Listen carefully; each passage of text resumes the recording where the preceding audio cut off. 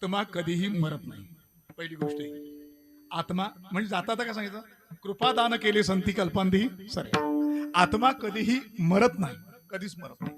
मरतो तो हा पंच महाभूतात्मक देह, म्हणजे जेणे हे विश्व निर्माण केलेलं आहे त्या विश्वाचा नाश त्याच्याच कृपेने होत असतो आणि उदयही त्याच्या कृपेने होत असतो, असा साधू संतांनी सांगितलेला होर आहे.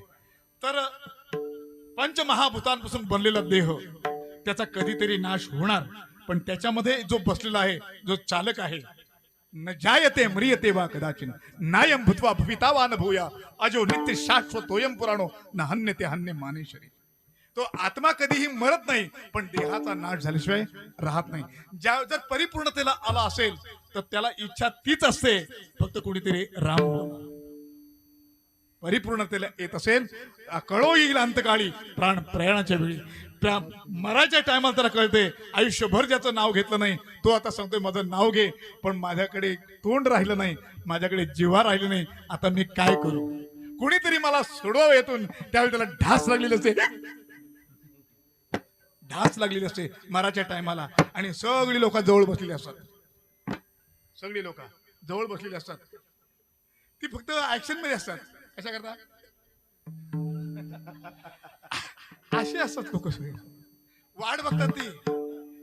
पण गंमत अशी आहे, प्राण एकटाच नाही, प्राण अपान व्यान उदाहरणी समान. नाग कुर्म कृकुल देवतानी धनंजय उपप्राण. हे शिंक येणे, ढेकर येणे, उसकी लागणे, डोळ्यांची उघडदाप करणे, हे उपप्राण करतात. पण हा प्राण जे आहेत ते एका पाठोपाठ एक अर्ध्या तासाच्या आतमध्ये सगळे बाहेर निघतात.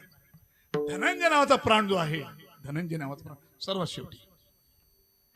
उदान नावाचा प्राण जो आहे तो 3 नंबरला आहे.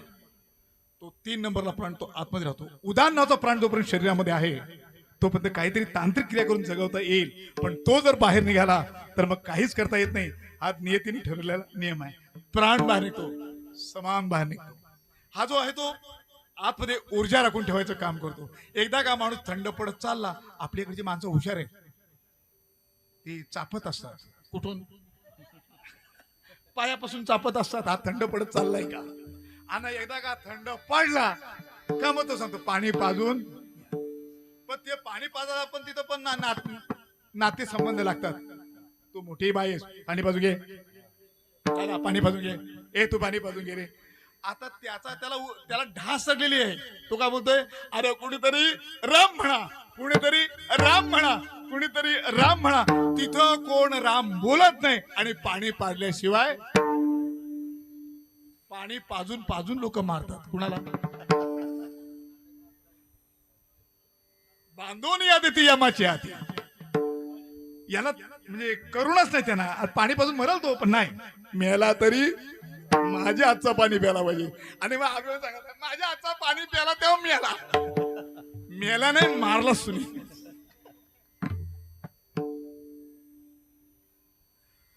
चला सोडून टाकू आता. तो गेला तो. हे बरेच त्यात मध्ये क्रम बरेचसे आहेत, पण नाही सांगा वेळाबावीला सांगा.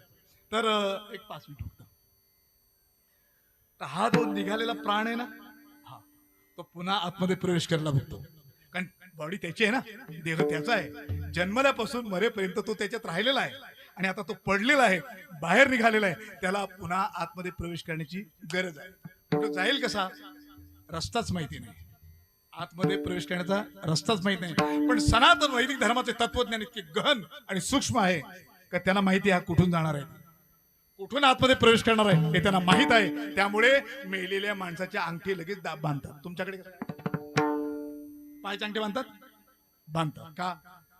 तर पायाचे अंगठे बांधल्यामुळे मूळाधार चक्र आहे ते करकचून बांधले जाते, आणि मग आत प्रवेश जाण्याचे खंडित होते. अशी आपल्याकडे पद्धत आहे. काय मग अजून आपल्याला लोकांना माहिती नाही अंगठे का बांधतात ते. रामाता त्याचं बांधलं होतं ना, मग याचं पण बांधा. अशी पद्धत आपल्याकडे म्हणून नाही, तो आतमध्ये प्रवेश करू नये म्हणून दोन्ही पायाचे अंगठे करकचून बांधतात. एवढ्या करता मूळाधार चक्र करकचून बांधून झाले की त्या आतमध्ये प्रवेश करण्याची क्रिया बंद होते. याला कारण पूर्वीचे मांत्रिक लोक डॉक्टर होते आपले. जर रुशनाला जर सूज आली तर कान टोचायचे बघा. हे जाणकार आहेत त्यांना कळेल. कान का टोचत होते, काही वरती का रुषणाला सूज आली की वरती कानटोच ते कानटोचला का रुषणाची सूज बंद व्हायची. मग हे जर सूत्र त्या लोकांना माहिती होतं तर आत्मा प्रवेश करणार आहे कुठून करणार आहे याचं ज्ञान जर त्यांना जर असेल तर त्यांच्यावर काय अभ्यास दुसरा कोण. आणि आपल्याला काय त्याची आता गरज उरलेली नाही, बरोबर की नाही. तर ते तो पुन्हा पुन्हा येत असो, पुन्हा पुन्हा जात असतो, त्याला आतमध्ये प्रवेशच नाही. तो जळेपर्यंत आपल्या बरोबर असतो, जाळला तरी बरोबर असतो, जाळला तरी बरोबर असतो आणि जाळल्याच्या नंतर पण आपल्या बरोबर पुन्हा घरी येतो. 3 दिवसांनी पुन्हा आपण राखाडी धुवत जातो ना, तर येताना आपण 3 वस्तू आणतो बघा. कुठल्या कुठल्या? जीव खाडा, पैसा आणि तिथल्या 2-4 हाडकं. बरं आता माझ्याच बाबातून बोलून तर आणल्या लगेच कपाटात, बरोबर आहे. अगदी बरोबर आहे. आणल्या कपाटात नाही, आणल्या कपाटात अजिबात नाही. तर तो त्या दिवशी कपडा फाडून ठेवलेला असतो, त्या कपड्यात बांधून डबीत ठेवून ती डबी पाख्याला बांधून ठेवतात, बरं पाख्याला बांधून ठेवतात का. त्याला कारण आहे, तो सूक्ष्म आहे आणि राहण्याचं ठिकाण म्हणजे त्याचा अस्थिच आहे. त्या अस्थिच्या छिद्राच्या आतमध्ये त्याचं राहणं आहे, म्हणून तो दशक्रिया विधीपर्यंत त्याच्यात बसून राहतो. घाबरू नका तुम्ही, आपण सगळे तसेच राहणार आहोत. तर दशक्रिया होईपर्यंत तिथे राहतो. एकदा का दशक्रिया विधी झाली का तो सुटला. 2 दिवस, मी काय 13 वेळेला आलो, 2 दिवस मांस आणि त्वचा हे 2 इंद्रिय वाढतात, म्हणून 11 आणि 12 धरतात. आणि 13व्या दिवशी त्याचा प्रसाद करतात, म्हणजे महाप्रसाद ज्याला म्हणतात ते. पण तरी सुद्धा तिथे काय बुवा लोक जेवत नाही बाबा. कुठं नाही जेवत? 13व्या दिवशी नाही जेवत. पण का जेवत नाही अजून माहिती नाही. पण आपले धर्मशास्त्र सांगते का 13व्या दिवशी चांगले लोक बोलायचे, मांत्रिक लोक बोलावेत, या म्हणजे तपस्वी लोक बोलावेत, योगी बोलावेत, संन्यासी बोलावेत, सगळे मोठमोठे पुण्यार्थी लोक बोलवावेत. कशा करता? ते जर भोजन करतील तर त्याला गती मिळेल, एवढ्या करता ते बोलावे. समजलं ना, एवढ्या करता ते बोलावे. पण आपल्याकडे अंधश्रद्धा पाळली गेली, बुवा लोक जेवत नाही भाऊ. मग काय, बुवा लोकांना जेवण वरती बनवलाय लगेच घोषणा. त्याला हे माहिती नाही वरान इथला, भात पण इथला, पापड पण इथला, फक्त लोणचा त्यांचा.